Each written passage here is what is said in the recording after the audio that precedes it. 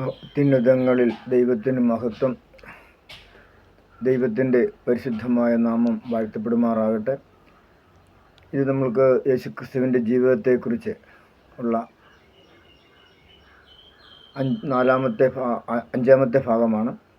ഇവിടെ നമ്മൾക്ക് യേശുക്രിസ്തു, നമ്മൾ കഴിഞ്ഞ പ്രാവശ്യം ചിന്തിച്ചത് യേശുക്രിസ്തുവിൻ്റെ അധികാരത്തെക്കുറിച്ചായിരുന്നു. കഴിഞ്ഞ വീഡിയോയിൽ ചിന്തിച്ചത് യേശുക്രിസ്തുവിൻ്റെ അധികാരത്തെക്കുറിച്ചായിരുന്നു, സ്വർഗം നൽകിയ അല്ലെങ്കിൽ യേശുക്രിസ്തുവിലുള്ള യേശുക്രിസ്തുവിൻ്റെ അധികാരത്തെക്കുറിച്ചായിരുന്നു. ഇനി യേശുക്രിസ്തു അത് ശിഷ്യന്മാർക്ക് പകർന്നു കൊടുക്കും. താൻ തിരഞ്ഞെടുക്കപ്പെട്ട ശിഷ്യന്മാർക്ക് അത് പകർന്നു കൊടുത്ത് തനിക്ക് പകരമായി തൻ്റെ സ്ഥാനാപതികളായി അവരെ നിയമിച്ചാക്കുന്ന ആ ഒരു ദൗത്യമാണ്. അതിനെക്കുറിച്ചാണ് നമ്മളിപ്പോൾ ധ്യാനിക്കാൻ പോകുന്നത്. അതിൻ്റെ പിന്നിൽ അത് കഴിഞ്ഞിട്ട് അതിൻ്റെ പിന്നീടുള്ള കുറച്ച് കാര്യങ്ങൾ കൂടി ചിന്തിക്കുവാനാണ് ഈ എപ്പിസോഡ് അഥവാ ഈ വീഡിയോ ഞാൻ ചെയ്യുവാനായിട്ട് കർത്താവിൽ പരിശുദ്ധാത്മാവ് ശരണപ്പെടുന്നത്. നിങ്ങൾ ശ്രദ്ധയോടെ ആയിരിക്കുക, വചനം ശ്രദ്ധയോടെ കേൾക്കുക. അപ്പോൾ ഇവിടെ നമുക്ക് മത്തായിയുടെ സുവിശേഷം 10-ാം അധ്യായത്തിലാണ് ആദ്യമായിട്ട് യേശുക്രിസ്തു അധികാരം തൻ്റെ ശിഷ്യന്മാർക്ക് കൈമാറി അവരെ അയക്കുന്നത്, തൻ്റെ വചനവുമായിട്ട് അയക്കുന്നത്. 10-ാം അധ്യായം 1-ാം വാക്യം ഞാൻ വായിക്കാം. ഒരു മിനിറ്റ്, ഞാൻ ലൈറ്റ് ഇട്ടോട്ടെ. ഇവിടെ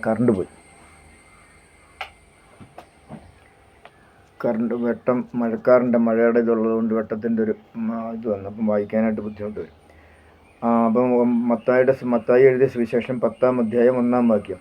അനന്തരം അവൻ തൻ്റെ 12 ശിഷ്യന്മാരെയും അടുക്കൽ വിളിച്ച് അശുദ്ധാത്മാക്കളെ പുറത്താക്കുവാനും സകലവിധ ദീനവും വ്യാധിയും പൊറുപ്പിക്കുവാനും അവർക്ക് അധികാരം കൊടുത്തു. ഒന്നുകൂടി ഞാൻ വായിക്കാം. അനന്തരം അവൻ തൻ്റെ 12 ശിഷ്യന്മാരെയും അടുക്കൽ വിളിച്ച് അശുദ്ധാത്മാക്കളെ പുറത്താക്കുവാനും സകലവിധ വ്യാധിയും പൊറുപ്പിക്കുവാനും അവർക്ക് അധികാരം കൊടുത്തു. കണ്ടോ? അപ്പോൾ അവർക്ക് ശിഷ്യന്മാർക്ക് അധികാരം കൊടുക്കുന്നതായിട്ടാണ്, കർത്താവ് അധികാരം കൊടുത്ത് അവരെ അയക്കുന്നതായിട്ടാണ് അവിടെ പറയുന്നത്. പിന്നെ ഈ ഒരു അധികാരം കൊടുത്ത് അവരെ 12 പേരെ അയച്ചതിന് ശേഷം അതിൻ്റെ പിന്നാലെ വരുമ്പോൾ നമ്മൾ സുവിശേഷത്തിലേക്ക്, മത്തായിയുടെ സുവിശേഷത്തിലും മർക്കോസിലും ലൂക്കോസിലും കാണുന്ന മറ്റൊരു കാര്യമുണ്ട്. 70 പേരെ ഇവരെ അയച്ചു കഴിഞ്ഞ് കുറച്ച് സമയങ്ങൾ, ആ പീരീഡ് കുറച്ച് സമയങ്ങൾ അല്ലെങ്കിൽ മാസങ്ങളോ കഴിഞ്ഞതിന് ശേഷം 70 പേരെ അയക്കുന്നുണ്ട്. ഇതേ അധികാരം തന്നെ കൊടുത്ത്, അതായത് സ്വർഗത്തിലും ഭൂമിയിലുമുള്ള എല്ലാ അധികാരവും കർത്താവിന് നൽകപ്പെട്ടുള്ളതുകൊണ്ട് പ്രകൃതിശക്തിയുടെ മേലും സാത്താൻ്റെ മേലും രോഗങ്ങളുടെ മേലും ശാപങ്ങളുടെ മേലും എല്ലാ അധികാരം കൊടുത്തിട്ട് 70 പേരെ വീണ്ടും കർത്താവ് അയക്കുന്നുണ്ട്.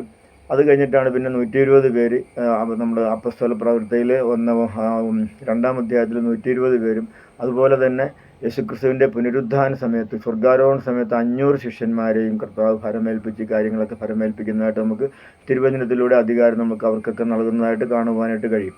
അപ്പോൾ തൻ്റെ ശിഷ്യന്മാർക്ക് ഈ അധികാരം, തനിക്ക് കിട്ടിയ അതേ അധികാരം അതേപോലെ തന്നെ ശിഷ്യന്മാർക്ക് പകർന്നു കൊടുക്കും. അതുകൊണ്ടാണ് അപ്പസ്തോലന്മാരിലൂടെയും പ്രവാചകന്മാരിലൂടെയും അതുപോലെ സുവിശേഷകന്മാരിലൂടെയും ഉപദേഷ്ടാക്കന്മാരിലൂടെയും ഇടയന്മാരിലൂടെയും ഉപദേഷ്ടാക്കന്മാരിലൂടെയും ഒക്കെ അതായത് ദൈവസഭയിൽ ആക്കി വച്ചിരിക്കുന്ന 5 ശുശ്രൂഷകന്മാരാണ് ഞാനിപ്പോൾ ഈ പറഞ്ഞത്. അപ്പോൾ ഇവരിലൊക്കെയും ഈ അധികാരം ദൈവം പകർന്നു കൊടുത്തിട്ടുണ്ട്. അത് അന്ന് പകർന്നു കൊടുത്തത് ഇപ്പോഴും അതുപോലെ തന്നെ ദൈവം തൻ്റെ ദാസന്മാരെ തിരഞ്ഞെടുത്ത് അവർക്ക് ഈ അധികാരം കൊടുത്തിട്ടാണ് അവരെ തൻ്റെ വേലയ്ക്ക് വേണ്ടി പരിശുദ്ധാത്മാവ് നിയോഗിച്ചയക്കുന്നത്. അപ്പം ആ അധികാരം ഇപ്പോഴും നിലനിൽക്കുന്നുണ്ട്. ഇപ്പോഴും ദൈവത്തിൻ്റെ അഭിഷിക്തർ, ദൈവത്തിൻ്റെ പുരുഷന്മാർ, ദൈവത്തിൻ്റെ അഭിഷിക്തരിലൂടെ ഈ അത്ഭുതങ്ങളും അടയാളങ്ങളും വിവിധ വീര്യപ്രവൃത്തികളും ഇപ്പോഴും നടക്കുന്നുണ്ട്. പക്ഷേ ഇപ്പോൾ ആ പഴയ രീതിയിൽ, അതായത് ദൈവസഭയുടെ ആദിമകാലം, അതായത് പെന്തക്കോസ് കാലഘട്ടങ്ങൾ അല്ലെങ്കിൽ AD 100, 150 അല്ലെങ്കിൽ 200 അല്ലെങ്കിൽ 300 വർഷം ആ സമയത്തുണ്ടായിരുന്ന ആ അളവിലുള്ള അത്ഭുതങ്ങളും അടയാളങ്ങളും ഇപ്പോൾ കാണുന്നില്ല. കാരണം അത് മനുഷ്യൻ്റെ പാപമാണ്, അശുദ്ധിയാണ്. കാര്യം അവർ വിശുദ്ധരായിരുന്നു, പരിപൂർണമായ ഒരു വിശുദ്ധിയിൽ ജീവിച്ചവർ, ആ വിശുദ്ധിയെ കാത്തു പരിപാലിച്ചു. ഇപ്പോഴത്തെ എന്ന് പറഞ്ഞു കഴിഞ്ഞാൽ ലോകം കടന്നു വരുന്നു, വിശുദ്ധരിലേക്ക് ലോകം കടന്നു വന്നിട്ട് അവർ രണ്ടും കൂടി മിക്സ് ചെയ്ത് പോകുന്ന ഒരു അവസ്ഥ ഇപ്പോൾ നിലവിലുണ്ട്. അപ്പോൾ അതുകൊണ്ടാണ് ഈ അത്ഭുതങ്ങളും അടയാളങ്ങളും വിവിധ വീര്യപ്രവൃത്തികളും ഇപ്പോൾ താനെ കുറവായിട്ട് കാണുന്നത്. മറ്റു പല വ്യാജങ്ങളും കടന്നു വരുവാൻ കാര്യം ഇത് മറ്റുള്ള ഒരു വ്യാജങ്ങൾ, പണസമ്പാദനത്തിന് വേണ്ടിയും മറ്റുള്ള കാര്യങ്ങൾക്ക് വേണ്ടിയും വ്യാജമായിട്ടുള്ള പല കാര്യങ്ങൾ കണ്ടുവരുന്നപ്പോൾ ഈ വ്യാജം കൊണ്ടുവരുന്നത് ആരാ? സത്യാത്മാവല്ല കൊണ്ടുവരുന്നത്, അത് ദുരാത്മാവാണ് കൊണ്ടുവരുന്നത്. അപ്പോൾ അവൻ ചിലപ്പോൾ ഈ പൊടിക്കൈകളൊക്കെ കാണിച്ച് അത്ഭുതങ്ങളും അടയാളങ്ങളും കാണിക്കുമ്പോൾ ജനം മുഴുവനും ഈ അത്ഭുതങ്ങളുടെ അടയാളങ്ങളുടെയും കൂടെ പോയി ആ സാത്താൻ്റെ അടിമത്തത്തിൽ തന്നെ അവർ നിലനിൽക്കുവാൻ തക്കവണ്ണം ഇവിടെയായിത്തീരും. അപ്പോൾ അങ്ങനത്തെ ഒരു അവസ്ഥ ഇന്ന് ഈ കാലഘട്ടത്തിലുണ്ട്. അത് നമ്മളത് നിഷേധിച്ചാലും അത് സത്യമാണ്. അത് ഇന്ന് ഈ ഇതുണ്ട്. പക്ഷേ യഥാർത്ഥമായ അത്ഭുതങ്ങളുമുണ്ട്, അടയാളങ്ങളുമുണ്ട്, വിവിധ വീര്യപ്രവൃത്തികളുമുണ്ട്, ദൈവിക ശക്തിയുണ്ട്, ദൈവാത്മാവ് എല്ലാം ഉണ്ട്. ഇപ്പോഴും അത് അതിൻ്റേതായിട്ടുള്ള അളവുകളിൽ വ്യാപരിക്കുന്നുണ്ട്. അപ്പോൾ അത് നമുക്ക് ആ അധികാരം സ്വർഗം നൽകിയതാണ്. ഉയരത്തിലെ സ്വർഗം ദൈവം തന്നെ, ക്രിസ്തു തന്നെ നൽകിയതാണ്. സ്വർഗത്തിൻ്റെ അധിപതിനായ സ്ഥാനാപതി ക്രിസ്തു തന്നെ സ്ഥാനാപതികൾക്ക് നൽകിയ അവകാശങ്ങളും അധികാരങ്ങളാണ്. പക്ഷേ അവരിലത് യഥാർത്ഥമായിട്ട് വരാത്തതിൻ്റെ കാര്യം അവരുടെ സമർപ്പണ ജീവിതത്തിൻ്റെ കുറവ് മൂലമാണ്. യഥാർത്ഥമായിട്ട് സമർപ്പണ ജീവിതവും ഒരു ത്യാഗ ജീവിതവും ക്രിസ്തുയേശുവിൻ്റെ മാതൃകാ ജീവിതവും അവരുടെ പൂർണ്ണമായിട്ട് ഏറ്റെടുക്കാത്തത് കൊണ്ടാണ് അങ്ങനെയുള്ള കാര്യങ്ങൾ വെളിപ്പെട്ട് വരാത്തത്. അപ്പോൾ അത് ഞാനിപ്പോൾ ഒരു സന്ദർഭോചിതമായിട്ട് അങ്ങനെ അത് പറഞ്ഞതേ ഉള്ളൂ. അതൊരു ഇതിന് വേണ്ടി. കാര്യം നിങ്ങൾക്കൊരു തെറ്റിദ്ധാരണ ഉണ്ടാകാതിരിക്കാൻ വേണ്ടി, കേൾവിക്കാർക്ക് ശ്രോതാക്കൾക്കൊക്കെ തെറ്റിദ്ധാരണ ഉണ്ടാകാതിരിക്കാൻ വേണ്ടി ഒരു കാര്യം നിങ്ങൾക്കൊരു ധാരണ ഉണ്ടാകേണ്ടതിന് വേണ്ടി അങ്ങനെ പറഞ്ഞത് മാത്രമേ ഉള്ളൂ. അപ്പോൾ ഇങ്ങനെ ഇവർക്ക് അധികാരം കൊടുത്ത്, ദൈവം അധികാരം കൊടുത്ത് പറഞ്ഞു. ഇനി നമ്മൾ മത്തായിയുടെ സുവിശേഷം ഇതിൻ്റെ ഗ്രേറ്റ് കമ്മീഷൻ എന്ന് അതിന് പറയണം. അതായത് കർത്താവായ യേശുക്രിസ്തുവിൻ്റെ പുനരുത്ഥാന സ്വർഗാരോഹണ സമയത്തിന് കൊടുക്കുന്ന ആ ഒരു നിർദ്ദേശങ്ങളാണ്. അതായത് കൽപ്പനയാണ്, നിർദ്ദേശമല്ല, അത് കൽപ്പനയാണ്. 28-ാം അധ്യായത്തിലാണത് കാണുന്നത്. അത് മത്തായിയുടെ സുവിശേഷം 28 അധ്യായമാണുള്ളത്. ആ അധ്യായത്തിൻ്റെ അവസാനം കാണുന്നതാണ്. അതായത് 18 മുതൽ 17 വരെയുള്ള വാക്യം, 17 മുതലുള്ള വാക്യങ്ങൾ നമുക്ക് വായിക്കാം. 20 വരെയുള്ള വാക്യങ്ങൾ അവിടെ കാണുന്നത്. 17-ാം വാക്യം: അവനെ കണ്ടപ്പോൾ അവർ നമസ്കരിച്ച് ചിലരോ സംശയിച്ചു. യേശു അടുത്ത് ചെന്ന്, സ്വർഗത്തിലും ഭൂമിയിലും സകല അധികാരവും എനിക്ക് നൽകപ്പെട്ടിരിക്കുന്നു. ആകയാൽ നിങ്ങൾ പുറപ്പെട്ട് പിതാവിൻ്റെയും പുത്രൻ്റെയും പരിശുദ്ധാത്മാവിൻ്റെയും നാമത്തിൽ സ്നാനം കഴിപ്പിച്ചും ഞാൻ നിങ്ങളോട് കൽപ്പിച്ചതൊക്കെയും പ്രമാണിപ്പാൻ തക്കവണ്ണം ഉപദേശിച്ചും കൊണ്ട് സകല ജാതികളെയും ശിഷ്യരാക്കിക്കൊള്ളുവിൻ. ഞാനോ ലോകാവസാനത്തോളം എല്ലാ നാളും നിങ്ങളോടുകൂടെ ഉണ്ട് എന്ന് അരുളിച്ചെയ്തു. ഇത് ഗ്രേറ്റ് കമ്മീഷൻ അഥവാ അതിൻ്റെ ആ ഓർഡർ, കൽപ്പന എന്നാണ്. അന്ത്യകൽപ്പന, അതായത് അവസാന കൽപ്പന, ഗ്രേറ്റ് കമ്മീഷൻ ചെയ്യുന്ന. അപ്പോൾ അതാണ് ഇതാണ് ആ സംഭവം. അപ്പോൾ അത് കൽപ്പന കൊടുത്ത് അവർ തൻ്റെ ശിഷ്യന്മാരെല്ലാവരും, അതായത് 500 പേരേക്കും, ആ 500 പേര്, കാര്യം കർത്താവായ യേശു ക്രിസ്തുവിൻ്റെ പുനരുത്ഥാനം കണ്ടവർ, സ്വർഗാരോഹണം കണ്ടവരാണ് ഇവരെല്ലാവരും. ഈ 500 അധികം പേർ നമ്മൾ അപ്പോസ്തല പ്രവൃത്തി 1-ാം അധ്യായം വായിക്കുമ്പോൾ അവിടെ ആ സംഖ്യ എഴുതിയിട്ടുണ്ട്. അപ്പോൾ അവർ തന്നെയാണ് ഈ ഇതിൽ കാണുന്നത്. ഇവിടെ 12 പേര്, 11 ശിഷ്യന്മാരെന്ന് പറയുന്നെങ്കിലും അവരത്രയല്ല. അവർ എല്ലാവരും ഉണ്ട്. ഈ 11 ശിഷ്യന്മാരോടാണ് ഇത് പറയുന്നത്. എങ്കിലും അവർ 500 പേരും ഉണ്ട് അവിടെ. അത് നമുക്ക് അപ്പോസ്തല പ്രവൃത്തി 1-ാം അധ്യായം വായിക്കുമ്പോൾ അവിടെ കാണുന്നുണ്ടത്. അപ്പോൾ ഇങ്ങനെ ഗ്രേറ്റ് കമ്മീഷൻ കൊടുത്ത് അവർക്ക് അധികാരം കൊടുത്ത് അങ്ങനെ കർത്താവായ യേശു ക്രിസ്തു വന്ന സ്ഥലത്ത് നിന്ന് എവിടുന്ന് വന്ന് അങ്ങോട്ട് സ്വർഗത്തിലേക്ക് കരയേറി പോകാൻ തക്കവണ്ണം ഇടയായി തീർന്നു. അപ്പം അത് നമ്മൾ അപ്പോസ്തല പ്രവൃത്തി 1-ാം അധ്യായം നിങ്ങൾ വായിച്ചാൽ മതി. അപ്പോൾ അത് അവിടെ കാണുന്നുണ്ട് കർത്താവായ യേശു ക്രിസ്തുവിൻ്റെ സ്വർഗാരോഹണത്തെക്കുറിച്ചും അപ്പോൾ കർത്താവായ യേശു ക്രിസ്തു പറയുന്ന കാര്യങ്ങൾ, അതിന് മുൻപായിട്ട് പറയുന്ന കാര്യങ്ങളും അപ്പോൾ പറയുന്ന കാര്യങ്ങളും ഒക്കെ അതിനകത്ത് കൃത്യമായിട്ട് എഴുതിയിട്ടുണ്ട്. അപ്പോൾ അധികാരം ക്രിസ്തുവേശു തൻ്റെ ശിഷ്യന്മാർക്ക്, തൻ്റെ അപ്പസ്തലന്മാർക്ക്, തൻ്റെ പിൻഗാമികളായിട്ടുള്ള സ്ഥാനാപതികൾക്ക് ക്രിസ്തുവേശുവിന് പകരമായി സ്വർഗം നിയമിച്ച് ഈ ഭൂമിയിലാക്കി വെച്ച് തൻ്റെ സ്ഥാനാപതികളായ അപ്പസ്തോലന്മാർക്ക്, ദൈവപുരുഷന്മാർക്ക് നൽകിയതായിട്ട് ഇപ്പോൾ നിങ്ങൾക്ക് ബോധ്യപ്പെട്ട് കാണും. അപ്പോൾ അധികാരം ഇന്നും നിലനിൽക്കുന്ന, ആ അധികാരം ഇന്നും നിലനിൽക്കുന്നു. അത് ഇനിയും നിലനിൽക്കും. കർത്താവായ യേശു ക്രിസ്തുവിൻ്റെ വരവ് വരെയും ഈ അധികാരം ഇങ്ങനെ പകർന്നുകൊണ്ടിരിക്കും. ഓരോ കാലങ്ങളിലും ജീവിച്ചിരിക്കുന്ന മനുഷ്യരെ ദൈവം തിരഞ്ഞെടുത്ത് തൻ്റെ പുത്രനായ യേശു ക്രിസ്തുവിൻ്റെ രക്തത്താൽ ശുദ്ധീകരിച്ച് നീതീകരിച്ച് വിശുദ്ധീകരിച്ച് അവൻ്റെ ആത്മീയ വസ്ത്രവും ആത്മീയ ജീവനും അവന് തിരിച്ചു നൽകി സ്വർഗരാജ്യത്തിൻ്റെ സ്ഥാനാപതിയായി അഭിഷേകം ചെയ്ത് ദൈവപുരുഷനായി സ്വർഗത്തിൻ്റെ സ്ഥാനാപതിയായി അഭിഷേകം ചെയ്ത് ദൈവത്തിൻ്റെ ശിഷ്യന്മാരാക്കി ദൈവത്തിൻ്റെ മക്കളാക്കി സ്വർഗീയ അധികാരങ്ങളും പകർന്ന് അവരെ ഇന്നും ദൈവം കാലാകാലങ്ങളിൽ ഇങ്ങനെ ഈ പ്രക്രിയ ദൈവത്തിൻ്റെ ദൈവവും ദൈവത്തിൻ്റെ പരിശുദ്ധാത്മാവും തുടർന്നുകൊണ്ടിരിക്കുകയാണ്. അത് കാലാവസാനം വരെ, അതായത് നിത്യതയ്ക്ക് മുൻപ് വരെയും അതൊക്കെ ആ കാര്യം തുടർന്നുകൊണ്ടേയിരിക്കും. നിത്യതയിലില്ല, നിത്യതയിൽ 1000 ആണ്ട് വാഴ്ച വരെയും ആ കാര്യങ്ങൾ തുടർന്നുകൊണ്ടേയിരിക്കും. അപ്പോൾ അത് കഴിഞ്ഞിട്ട് പിന്നെ നിത്യതയാണ്. നിത്യതയിൽ പിന്നെ അത് ഇമ്മാനുവേൽ എന്നുള്ള അവസ്ഥയിലേക്ക് ജനം മാറുക. ആ ഇമ്മാനുവേൽ എന്നുള്ള അവസ്ഥയിലേക്ക് ദൈവവും ദൈവത്തിൻ്റെ ജനവുമായിട്ടുള്ള അവസ്ഥയിലേക്ക് രൂപാന്തരപ്പെട്ട് അങ്ങനെ മാറ്റപ്പെടുകയാണ്. പിന്നെ അവിടെ ഒരു സുവിശേഷത്തിൻ്റെ കാര്യമില്ല. അപ്പോൾ അതുവരെയും ഈ അധികാരം ഇങ്ങനെ തുടർന്നിരിക്കും. അതായത് 1000 ആണ്ട് വാഴ്ചയിലും ഈ അധികാരം ഇങ്ങനെ സുവിശേഷം അന്നും അറിയിക്കുന്നുണ്ടാകും. സുവിശേഷം അന്നും അറിയിക്കാനായിട്ട് അന്നും ഉണ്ടാകും സുവിശേഷം. അന്നത്തെ സുവിശേഷം ഉണ്ടാകും. അതുപോലെ മഹോദരവ കാലഘട്ടം, നമ്മൾ ഈ കൃപായുഗം കഴിഞ്ഞ് ഒരു 7 വർഷം മഹോദരവ കാലഘട്ടമുണ്ട്. അന്നും സുവിശേഷ പ്രഘോഷണം ഉണ്ടാകും. അപ്പോൾ അന്നും ദൈവരാജ്യത്തിലേക്ക്, പക്ഷേ ഈ കൃപായുഗത്തിൽ രക്ഷിക്കപ്പെടുന്ന ദൈവമക്കൾക്കുള്ള ഭാഗ്യം അവർക്ക് കിട്ടത്തില്ല. കൃപായുഗത്തിൽ രക്ഷിക്കപ്പെടുന്ന ദൈവമക്കൾക്കുള്ള ഭാഗ്യം എന്ന് പറഞ്ഞാൽ ക്രിസ്തുവേശുവിൻ്റെ മണവാട്ടി എന്നുള്ള പദവിയാണ്. അതായത് ക്രിസ്തുവേശുവിനോട് കൂടെ നടക്കാം. അവർക്ക് ക്രിസ്തുവേശുവിന് അവർക്ക് പ്രത്യേക പദവികൾ. അതൊക്കെ ആ കാര്യങ്ങളെക്കുറിച്ച് ഞാനത് ഇത് പറയാം. ഇപ്പോൾ സന്ദർഭോചിതമായിട്ട് പറഞ്ഞത് മാത്രമേ ഉള്ളൂ. അവർക്കുള്ള അധികാരം, അതായത് ഈ കൃപായുഗത്തിൽ രക്ഷിക്കപ്പെടുന്ന ജാതികൾക്കും യഹൂദന്മാർക്കും എല്ലാവർക്കും. കാര്യം ഇപ്പോൾ 2 ജാതിയേ ഉള്ളൂ. ഒന്ന് ദൈവസഭയും ദൈവത്തിൻ്റെ ക്രിസ്തുവേശുവിൻ്റെ രക്തത്താൽ വീണ്ടെടുക്കപ്പെട്ട ദൈവജനവും, അല്ലാത്തവരെല്ലാം ജാതികളുമാണ് ദൈവത്തിൻ്റെ മുൻപാകെ. അപ്പം ആ ജാതികളിൽ നിന്ന് രക്ഷിക്കപ്പെട്ടവരെ നമ്മളെല്ലാവരും നമ്മളെല്ലാം ഒരു വ്യത്യാസവുമില്ല. സകലരും പാപം ചെയ്ത് ദൈവദേശില്ലാത്തവരായി തീർന്നു. അപ്പം ദൈവദേശില്ലാത്തവരായി തീർന്ന് നമ്മെ ദൈവം തന്നെ വന്ന് പാപപരിഹാരം ചെയ്ത് നമ്മളെ ദൈവത്തിൻ്റെ മക്കളാക്കി തീർത്തതാണ്. അപ്പോൾ അങ്ങനെ മക്കളായി തീർന്നവർ ഒരു സമൂഹം, മക്കളാകാത്തവർ ജാതികൾ. അപ്പോൾ നമ്മളെല്ലാവരും ജാതിയിൽപ്പെട്ടവരായിരുന്നു. ദൈവകൃപയാൽ നമ്മൾ ദൈവത്തിൻ്റെ മക്കളായിട്ട് പുത്രത്വത്തിന് അവകാശികളും ഓഹരിക്കാരുമായിട്ട് തീർന്നു മാത്രം. അപ്പോൾ അത് ദൈവത്തിൻ്റെ നാമം മഹത്വപ്പെടുകട്ടെ, മഹത്വമെടുക്കുമാറാട്ടെ. അപ്പം നിങ്ങൾക്ക് മനസ്സിലായല്ലോ, ഇപ്പോൾ ഈ അധികാരം ദൈവമാണ് അധികാരം പകർന്നത്. ആ അധികാരം ഇന്നും അതേപോലെ തന്നെ ദൈവത്തിൻ്റെ പരിശുദ്ധാത്മാവ് ദൈവത്തിൻ്റെ ഹിതപ്രകാരം, ക്രിസ്തുവേശുവിൻ്റെ ഹിതപ്രകാരം ഇന്നും ആ അധികാരം പകർന്നുകൊണ്ടിരിക്കണം, ഇനിയും പകർന്നുകൊണ്ടിരിക്കും. അത് എന്നുവരെയാണെന്ന് പറഞ്ഞു കഴിഞ്ഞാൽ ഈ കൃപായുഗത്തിലും കൃപായുഗത്തിന് ശേഷം മഹോദ്രവ കാലഘട്ടം എന്നുള്ള ആ 7 വർഷക്കാലവും അത് കഴിഞ്ഞ് 1000 ആണ്ട് വാഴ്ചയിലും കർത്താവായ യേശുക്രിസ്തു ഈ ഭൂമിയിൽ രാജാതിരാജാവും കർത്താവും വീരനാം ദൈവവും അത്ഭുത മന്ത്രിയും നിത്യരാജാവുമായി നിത്യപിതാവുമായി വാഴുവാൻ പോകുന്ന, തൻ്റെ വിശുദ്ധരും വിശുദ്ധ ദൂതന്മാരുമായി വാഴുവാൻ പോകുന്ന, തൻ്റെ രാജ്യം ഈ ഭൂമിയിൽ സ്ഥാപിച്ച് വാഴുവാൻ പോകുന്ന ആ സമയത്തും ഈ അധികാര പകർച്ചകളുണ്ടാവും. അപ്പോൾ അന്ന് അധികാര പകർച്ച കിട്ടുന്നതെന്ന് പറഞ്ഞു കഴിഞ്ഞാൽ ഇന്ന് വിശ്വസ്തയോടുകൂടി ദൈവം നൽകുന്ന താലന്തുകൾ ഉപയോഗിച്ചവരാണ്. ആ കണ്ടിന്യൂസ് ആണ്, അവരുടെ ശുശ്രൂഷ കണ്ടിന്യൂസ് ചെയ്യുകയാണ് അന്നും ചെയ്യുന്നത്. അതേ ശുശ്രൂഷ തന്നെ കണ്ടിന്യൂസ് ചെയ്യുക, നിത്യതയിലും അതേ ശുശ്രൂഷ തന്നെ കണ്ടിന്യൂസ് ആയിട്ട് ചെയ്യും. പക്ഷെ അതിനൊക്കെ ചെറിയ മാറ്റങ്ങളുണ്ടാവും. അതിൻ്റെ ആ ഓരോ രാജ്യത്തിൻ്റെയും ഓരോ യുഗങ്ങളിലും അതിനനുസരിച്ചുള്ള മാറ്റങ്ങൾ ദൈവത്തിൻ്റെ കരങ്ങളിലാണ് മാറ്റങ്ങളുള്ളത്. എന്തായാലും മാറ്റങ്ങളുണ്ടാകും. ആ ഒരു ചെറിയ രീതിയിലൊക്കെ ഉള്ള ആ രാജ്യത്തിന്, ആ യുഗത്തിന് അനുസൃതമായിട്ടുള്ള മാറ്റങ്ങൾ ആ സമയത്തൊക്കെ ഉണ്ടാകും. ഇപ്പം നിങ്ങൾക്കിത് മനസ്സിലായല്ലോ. ദൈവം നൽകുന്ന അധികാരം, ദൈവത്തിൻ്റെ അധികാരം ദൈവം മനുഷ്യനിൽ പകർന്നിട്ട് ആ അധികാരമാണ് വെളിപ്പെട്ടുകൊണ്ടിരുന്നിട്ട് ഇന്നും ദൈവത്തിൻ്റെ മക്കൾ ആ ദൈവത്തിൻ്റെ ജനമായിത്തീരുന്നത് ആ അധികാരത്തിൻ്റെ കീഴിലാണ്, ദൈവിക അധികാരത്തിൻ്റെ കീഴിലാണ്.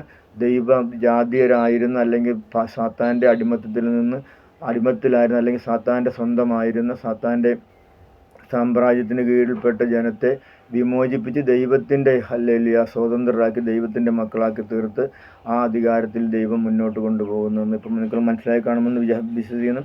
അപ്പോൾ ഇതിനെക്കുറിച്ചുള്ള കൂടുതൽ പഠനങ്ങൾ നിങ്ങൾ ഈ പറഞ്ഞ കാര്യങ്ങൾ വായിക്കുമ്പോഴത്തേക്ക് നിങ്ങൾക്ക് പരിശുദ്ധാത്മാവ് വെളിപ്പെടുത്തി തരും.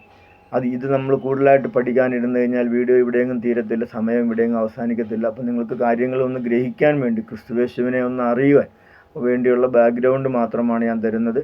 നിങ്ങൾ ക്രിസ്തുവേശുവിൽ വിശ്വസിച്ചവരാണല്ലോ. അപ്പോൾ ആ ക്രിസ്തുവേശുവിനെക്കുറിച്ച് കുറച്ചുകൂടി കാര്യങ്ങളൊന്ന് അറിയുവാൻ, നിങ്ങൾക്ക് പഠിക്കുവാനുള്ളൊരു ഉത്തേജനവും ഒരു സഹായവുമാകുവാൻ വേണ്ടി ഒരു കൈത്താങ്ങൽ പരിശുദ്ധാത്മാവ് നൽകുന്നത് മാത്രമേ ഉള്ളൂ ഈ വീഡിയോകളിലൂടെ.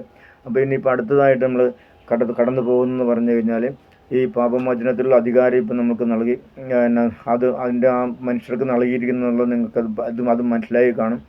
ഇനിയുള്ളതെന്ന് പറഞ്ഞു കഴിഞ്ഞാൽ രണ്ടാമത്തെ മരണത്തെക്കുറിച്ച്. കാര്യം യേശുക്രിസ്തുവിൻ്റെ ഞാൻ നേരത്തെ ഉള്ള വീഡിയോകളിലൊക്കെ പറഞ്ഞിട്ടുണ്ടല്ലോ, യേശുക്രിസ്തുവിൻ്റെ ഈ ഭൂമിയിലെ ജനനവും ഈ ഭൂമിയിലെ ജീവിതവും ഈ ഭൂമിയിലെ ദൗത്യം, അതായത് ശുശ്രൂഷകളും ഈ ഭൂമിയിൽ താൻ അനുഭവിക്കുവാൻ പോകുന്ന യാതനകൾ, പീഡനങ്ങൾ, കഷ്ടാനുഭവങ്ങൾ, ക്രൂശീകരണം, മരണം, അടക്കം, ഉയർത്തെഴുന്നേൽപ്പ്, പിന്നെ ഇവിടെ 40 ദിവസത്തെ ഇവിടുത്തെ വാസം, അത് കഴിഞ്ഞ് സ്വർഗാരോഹണം, പിന്നെ സ്വർഗാരോഹണം കഴിഞ്ഞതിന് ശേഷം പിതാവിൻ്റെ വലത്തുഭാഗത്തിരുന്നു കൊണ്ട് ചെയ്യുന്ന ജോലികൾ, പിന്നെ അത് കഴിഞ്ഞ് കാലസമ്പൂർണത വരുമ്പോഴുള്ള മടങ്ങിവരവ്, മടങ്ങിവരവ്, ദൈവസഭയുടെ ഉൾപ്രാവണം അഥവാ റാപ്ചർ, ഇങ്ങനെയുള്ള കാര്യങ്ങളെക്കുറിച്ച്. ഇപ്പോൾ റാപ്ചർ അത് കഴിഞ്ഞിട്ട് അവർക്ക് പ്രതിഫലം കൊടുക്കുന്നത് പ്രവൃത്തിക്ക് അവനവൻ ശരീരത്തിലിരിക്കുമ്പോൾ ചെയ്തത് നല്ലതായാലും തീയതായാലും തക്കവണ്ണം പ്രാപിക്കേണ്ടതിന് ക്രിസ്തുവേശുവിൻ്റെ ന്യായാസനത്തിന് മുൻപാകെ വെളിപ്പെടേണ്ടതാകുന്നു എന്നുള്ള തിരുവചനപ്രകാരമുള്ള പ്രതിഫല വിഭജനം. അത് ഈ 1000 ആണ്ട് വാഴ്ച ഇവിടെ ഭൂമിയിൽ നടക്കുമ്പോഴത്തേക്ക് മഹോദ്രവ കാലത്തുള്ള 7 വർഷ വാഴ്ച ഈ ഭൂമിയിൽ നടക്കുമ്പോൾ സാത്താനാലുള്ള വാഴ്ച ഈ ഭൂമിയിൽ നടക്കുമ്പോൾ ദൈവമക്കൾക്ക് മധ്യാകാശത്തിൽ അല്ലെങ്കിൽ എവിടെയാണോ കർത്താവ് അത് ഒരുക്കിയിരിക്കുന്നത് അവിടെ വെച്ച് പ്രതിഫലങ്ങൾ നൽകുന്ന ഒരു അവസ്ഥയാണ്. അത് ന്യായവിധിയല്ല, ദൈവമക്കൾക്കുള്ള ദൈവത്തിൻ്റെ വിശുദ്ധരായ മക്കൾക്കുള്ള മക്കൾക്കുള്ള പ്രതിഫലങ്ങൾ വിധിക്കുക. അവരുടെ പ്രവൃത്തി ഈ ഭൂമിയിൽ അവർ ജീവിച്ചിരുന്നപ്പോൾ അവർ ചെയ്ത പ്രവൃത്തിക്കും വിശ്വസിക്കും തക്കവണ്ണമുള്ള പ്രതിഫലങ്ങൾ അവർക്ക് കൊടുക്കുന്നതാണ്, ആ സമയമാണ്. അപ്പോൾ ഇവിടെ ഭൂമിയിലെന്ന് പറഞ്ഞാൽ മഹോദ്രവ കാലഘട്ടം എന്നാണ് അതിന് പറയുന്നത്. അത് സാത്താന്യ ഭരണമായിരിക്കും. ആ 7 വർഷം സാത്താന്യ ഭരണമായിരിക്കും. അതിന് 3.5 വർഷം രണ്ടായിട്ടാണ് അത് വരുന്നത്. 2 ഭാഗങ്ങളായിട്ടാണ് വരുന്നത്. ആദ്യത്തെ 3.5 പിന്നെ രണ്ടാമത്തെ 3.5. ഈ 2 ഭാഗങ്ങളിലും പീഡനം തന്നെ ആയിരിക്കും. രണ്ടാമത്തെ ഭാഗത്തിൽ അതികഠിനമായ പീഡനമായിരിക്കുന്നു മാത്രം. അപ്പോൾ അങ്ങനെ ആ പ്രതിഫലം കൊടുക്കുന്ന അവസ്ഥ. അത് കഴിഞ്ഞ് പിന്നെ 1000 ആണ്ട് വാഴ്ച, ഈ ഭൂമിയിൽ 1000 ആണ്ട് വാഴ്ച. അത് കഴിഞ്ഞ് പിന്നെ നിത്യത എന്ന് പറഞ്ഞാൽ ഇമ്മാനുവേൽ, കർത്താവ് ദൈവം നമ്മോടുകൂടെ എന്നുള്ള അവസ്ഥയിൽ നിത്യമായ ഒരു ജീവിതം. ഇതാണ് ആ കാര്യങ്ങൾ. അപ്പം നമുക്ക് ഇനിയിപ്പോൾ ചിന്തിക്കാൻ പോകുമെന്ന് പറഞ്ഞു കഴിഞ്ഞാൽ യേശുക്രിസ്തുവിൻ്റെ ആ മരണത്തെക്കുറിച്ചുള്ള, അതായത് യേശുക്രിസ്തു പ്രവചനങ്ങളല്ല, ഞാൻ പറഞ്ഞല്ലോ 580ഓളം പ്രവചനങ്ങൾ ഇപ്പോൾ തന്നെ നിവൃത്തിയായ 650 ഇടയ്ക്കുള്ള പ്രവചനങ്ങളാണ് യേശുക്രിസ്തുവിനെ കുറിച്ചുള്ള പ്രവചനങ്ങൾ പഴയ നിയമത്തിലുള്ളത്. പിന്നെ യേശുക്രിസ്തു തന്നെ പറഞ്ഞ പ്രവചനങ്ങളുണ്ട്, അത് പുതിയ നിയമത്തിലാണ്. അതും അതിന് ചില ഭൂരിഭാഗവും നിർവഹിച്ചു കഴിഞ്ഞു, ഇനിയുള്ളത് നിർവഹിക്കാൻ പോകുന്നതാണ്. അതുപോലെ തന്നെ പഴയ നിയമത്തിലുള്ളത് ഏകദേശം ഒരു 90% പ്രവചനങ്ങൾ നിവർത്തിച്ചു കഴിഞ്ഞ് ഇനി 10% മാത്രമേ നിവർത്തിക്കാനുള്ളൂ. പുതിയ നിയമത്തിൽ യേശുക്രിസ്തു പറഞ്ഞ പ്രവചനത്തിൽ ഏകദേശം 60% നിവർത്തീകരിക്കപ്പെട്ട് കഴിഞ്ഞു. ഇനിയുള്ളത് 40% പ്രവചനങ്ങളാണ് നിവർത്തിക്കപ്പെടാനുള്ളത്. അപ്പോൾ അത് നമ്മൾ ആ കാര്യങ്ങൾ ഇപ്പം നിങ്ങൾ തിരുവചനം വായിക്കുമ്പോഴത്തേക്ക് അത് അതിനകത്ത് മനസ്സിലാവും. കൃത്യമായിട്ട് തിരുവചനത്തിൽ എഴുതിയിട്ടുണ്ട്. അവിടെ തിരുവചനത്തിൽ നമ്മൾ സുവിശേഷങ്ങൾ വായിക്കുമ്പോഴത്തേക്ക് അവിടെയെല്ലാം നമുക്ക് വായിക്കുമ്പോഴത്തേക്ക് കാണാം ഇത് പ്രവചന നിവൃത്തിയാണ്, ഇത് ഇന്ന പ്രവാചകൻ ഇന്ന പ്രവചന പുസ്തകത്തിലൂടെ പറഞ്ഞ കാര്യമാണ് എന്നൊക്കെ പറഞ്ഞിട്ട് അവിടെ എടുത്ത് കോട്ട് ചെയ്ത് ഇങ്ങനെ എഴുതിയിട്ടുണ്ട്. അപ്പോൾ അത് നിങ്ങൾക്ക് വായിക്കുമ്പോഴത്തേക്കും മനസ്സിലാവും. അപ്പോൾ പ്രവചന യേശുക്രിസ്തുവിൻ്റെ ഈ ഭൂമിയിലത്തെ വരവും ജീവിതവും എല്ലാം ദൈവത്തിൻ്റെ അനാദി നിർണയം അല്ലെങ്കിൽ മുൻ നിർണയപ്രകാരമായിരുന്നു എന്ന് നിങ്ങൾക്കപ്പോൾ ബോധ്യം വരും. പിന്നെ നിങ്ങൾക്കിതൊന്ന് മനസ്സിലാക്കാനായിട്ടൊന്ന് കുറിച്ചെടുക്കാനായിട്ട് നിങ്ങൾക്ക് ആ വചനം വായിക്കുമ്പോഴത്തേക്ക് പെട്ടെന്ന് എടുക്കാൻ വേണ്ടി ചില വചനങ്ങൾ നിങ്ങളോട് ഞാൻ പറയുവാനായിട്ട് ആഗ്രഹിക്കുകയാണ്. യേശുക്രിസ്തുവിൻ്റെ ഇത് മത്തായിയുടെ സുവിശേഷം, മത്തായി എഴുതിയ സുവിശേഷം 12-ാം അധ്യായം 39 മുതൽ 41 വരെയുള്ള തിരുവചനങ്ങൾ. മത്തായി എഴുതിയ സുവിശേഷം 12-ാം അധ്യായം 31 മുതൽ 41 വരെയുള്ള തിരുവചനങ്ങൾ. അത് അവിടെ യേശുക്രിസ്തുവിൻ്റെ ശ്രേഷ്ഠതയെക്കുറിച്ച് പറയുന്നുണ്ട്. പിന്നെ 12-ന്റെ 42 യേശുക്രിസ്തു ശ്രേഷ്ഠനായ ആണ്. പിന്നെ ആരാണ് ക്രിസ്തുവിൻ്റെ ബന്ധുക്കൾ, യേശുക്രിസ്തുവിൻ്റെ ബന്ധുക്കൾ ആരാണ് എന്നുള്ളതിനെക്കുറിച്ചുള്ള ഒരു വാദഗതികളുണ്ടായി. അപ്പോൾ അതിനെക്കുറിച്ച് പറയുന്ന ഭാഗമാണ് മത്തായി എഴുതിയ സുവിശേഷം 12-ാം അധ്യായം 50-ാം തിരുവചനം. പിന്നെ 47 മുതൽ 49 വരെ, അത് 50 വരെയുള്ള തിരുവചനങ്ങൾ അത് വായിക്കണം നിങ്ങൾ.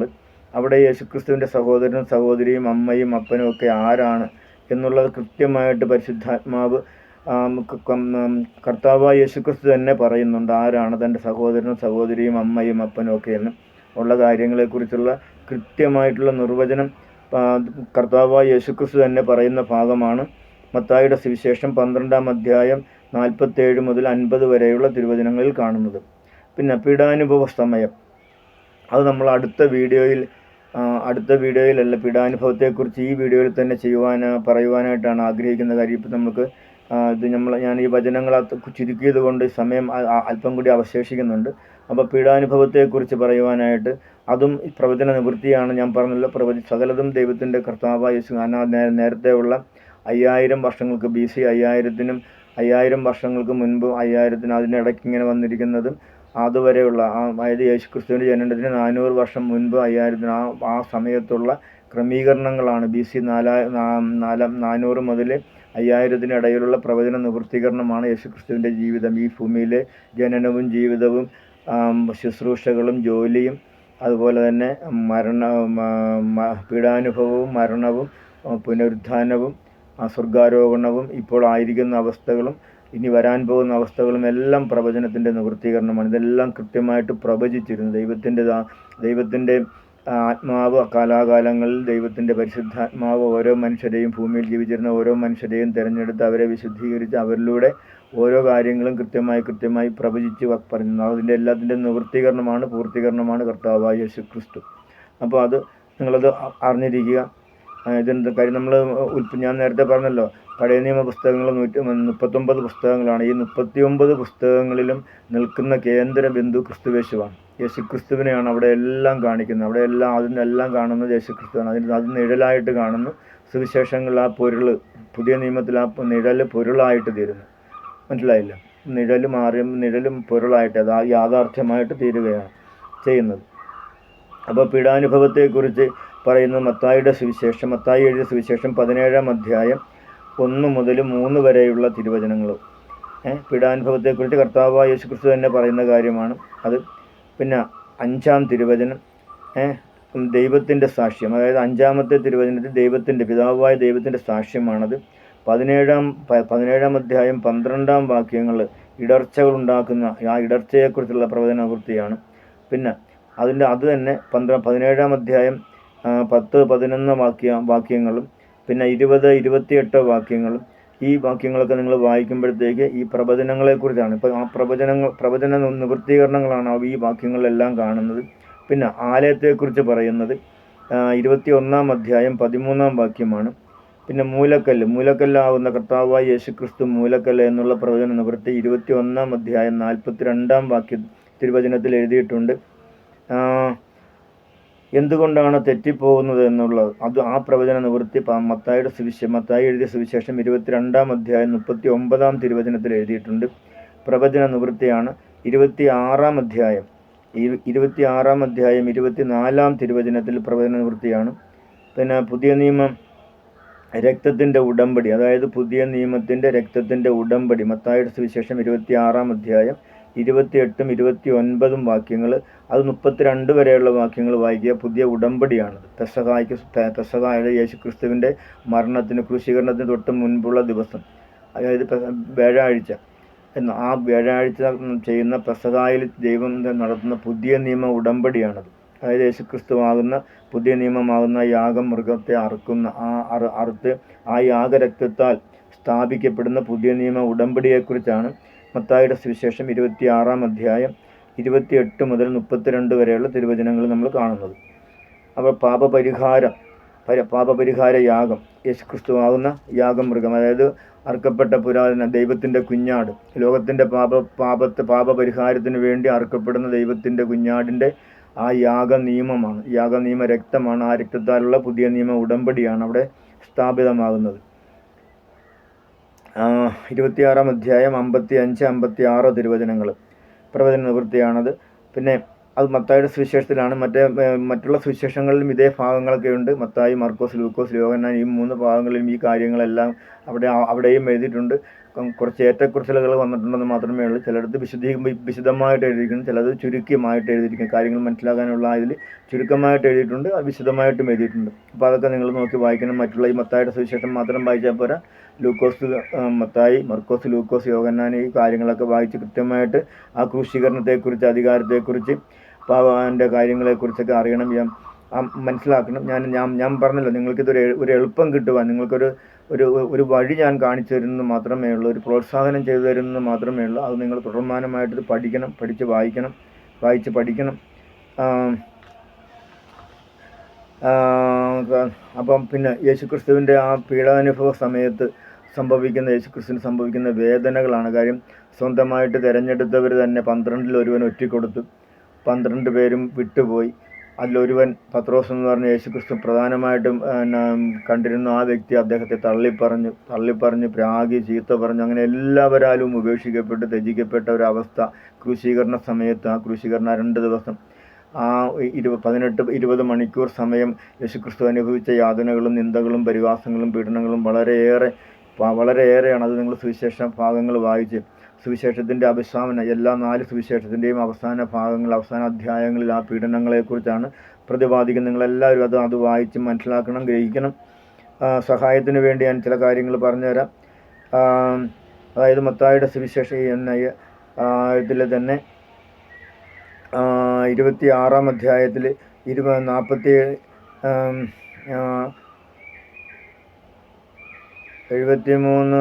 പ്രാവശ്യം തള്ളി.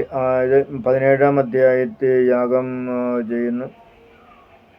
പ്രവചന നിവൃത്തിയാണ് ഈ 17-ാം വാക്യം. പ്രവചന നിവൃത്തികളാണ് ഇതെല്ലാം. പ്രവചന നിവൃത്തികളാണ് ഈ പറഞ്ഞ 26-ാം അധ്യായത്തിൽ 17-ാം വാക്യം, 64-ാം വാക്യം, 66-ാം വാക്യം, 66, 68, 73, 74 എന്നുള്ള തിരുവചനങ്ങൾ. പിന്നെ മർക്കോസിൻ്റെ സുവിശേഷം 14-ാം അധ്യായം 71 മുതൽ 72, 15-ാം അധ്യായം 1-ാം വാക്യം, 19-ാം അധ്യായം 1 മുതൽ 5 വരെയുള്ള വാക്യങ്ങൾ, 11-ാം വാക്യം, 16-ാം വാക്യം, 16 മുതൽ 19 വരെയുള്ള തിരുവചനങ്ങൾ. പിന്നെ ലൂക്കായുടെ സുവിശേഷം 23-ാം അധ്യായം 23-ാം അധ്യായം 15-ാം വാക്യം, പിന്നെ 33 മുതൽ 38 വരെയുള്ള വാക്യങ്ങൾ, പിന്നെ 47-ാം തിരുവചനം. അപ്പോൾ ഈ തിരുവചനങ്ങളിലെല്ലാം യേശുക്രിസ്തുവിൻ്റെ ക്രൂശീകരണ അനുഭവത്തെക്കുറിച്ചാണ് പറയുന്നത്. പിന്നെ യോഹന്നാൻ്റെ സുവിശേഷത്തിലുണ്ട്, മർക്കോസിൻ്റെ സുവിശേഷത്തിലുണ്ട്. അപ്പോൾ ഇതിലെല്ലാം ഈ അവസാന ഭാഗങ്ങൾ പറയുന്ന യേശുക്രിസ്തുവിൻ്റെ ക്രൂശീകരണ യാഗത്തെക്കുറിച്ചാണ് പറയുന്നത്. അപ്പോൾ അതെല്ലാം നിങ്ങൾ വായിച്ച് കൃത്യതയോടുകൂടി മനസ്സിലാക്കുവാൻ കർത്താവിൽ നിങ്ങളെ പ്രേരിപ്പിക്കുകയാണ്, നിങ്ങളെ ആഹ്വാനം ചെയ്യുകയാണ്. നിങ്ങൾക്ക് അതിൻ്റെ പരിശുദ്ധാത്മാവ് നിങ്ങളെ സഹായിക്കട്ടെ. തിരുവചനം വായിക്കുമ്പോൾ ആ തിരുവചന പൊരുളുകൾ തിരിച്ചു തരുവാൻ, തിരുവചനത്തിൻ്റെ ആ സ്നേഹം, ദൈവത്തിൻ്റെ സ്നേഹം നിങ്ങൾക്ക് മനസ്സിലാകുവാൻ തക്കവണ്ണം നിങ്ങളെ ബുദ്ധിയെ പരിശുദ്ധാത്മാവ് പ്രകാശിപ്പിക്കട്ടെ. അതിനെ ഉൾക്കൊള്ളുവാൻ തക്കവണ്ണം, അതിൽ തീരുമാനമെടുക്കുവാൻ, പശ്ചാത്താപത്തോടും പാപബോധത്തോടും അനുതാപത്തോടും തീരുമാനത്തോടും സ്ഥിരതയോടും കൂടെ ക്രിസ്തുയേശുവിനെ പിൻപറ്റുവാൻ, ക്രിസ്തുയേശുവിൻ്റെ ശിഷ്യന്മാരായി തീരുവാൻ, ക്രിസ്തുയേശുവിൻ്റെ സഹോദരനും സഹോദരിയുമായി തീരുവാൻ, പിതാവിൻ്റെ മക്കളായി തീരുവാൻ എല്ലാവരെയും ഈ തിരുവചനം സഹായിക്കട്ടെ, ഈ തിരുവചന പഠനം സഹായിക്കട്ടെ എന്നുള്ള ആത്മാർത്ഥമായ പ്രാർത്ഥനയോടുകൂടി ഈ ഭാഗം, അതായത് ഇപ്പോൾ ഈ 5 ഭാഗങ്ങളാണ്, 4 ഭാഗങ്ങളാണ്, 5 ഭാഗങ്ങളായിട്ടാണ് ഈ കാര്യങ്ങൾ നമ്മൾ ഇവിടെ പറഞ്ഞ യേശുക്രിസ്തുവിൻ്റെ ഈ ഭൂമിയിലെ ജീവിതം.